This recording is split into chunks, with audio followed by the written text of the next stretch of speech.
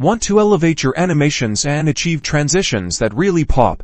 Okay, let's dive into creating a flash transition in Adobe Animate.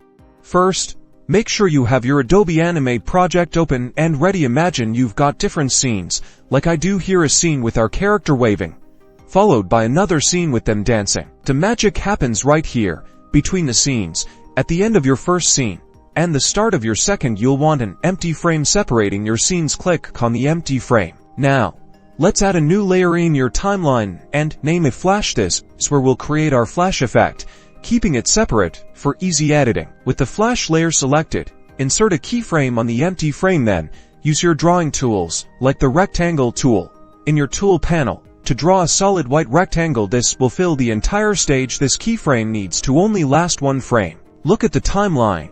Notice how the white flash on your flash layer flashes only for one frame, creating that quick burst of light. Then your next scene starts. If needed, we can adjust the flash's timing by changing the duration of the keyframe if it is too fast. Consider adding a frame or two if too slow. Shorten the single frame duration. That's it.